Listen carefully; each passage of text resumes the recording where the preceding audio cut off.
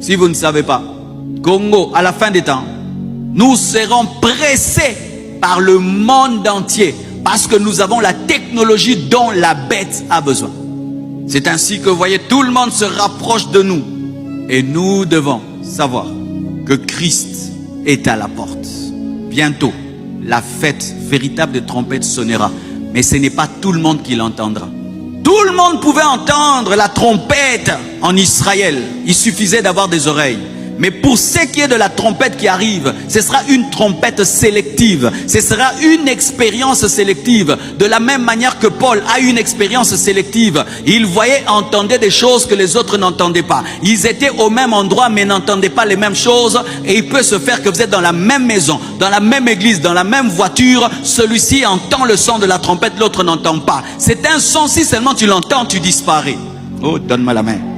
C'est terrible, hein? Tu entends, tu disparais. Donc le salut est dans les oreilles. N'est-ce pas? Ceux qui entendront seront transformés. De la même manière que le salut est venu dans ta vie par les oreilles. Quand tu as prêché, tu as entendu, tu as cru, tu étais sauvé. Et pour ton enlèvement, tu entendras. Mais cette fois-ci, pas la prédication du pasteur, le son de la trompette de Dieu. Une trompette spirituelle puissante, capable de faire disparaître les hommes. Et là, il n'y a pas de tricherie. Vous qui êtes habitués aux tricheries dans vos universités. Donne-moi la main. Il paraît qu'il y a ce qu'on appelle les ondes de basse fréquence et de haute fréquence, n'est-ce pas? Les ondes de basse fréquence peuvent être là, mais tu n'entends pas là.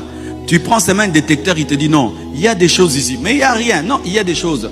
Tu prends un détecteur ici, il peut te dire que tel endroit, il y a telle chose. C'est-à-dire que le détecteur peut percevoir des choses que ton oreille ne perçoit pas. Et dans la dimension spirituelle, les personnes qui ont marché avec Dieu ont développé une sensibilité qui fait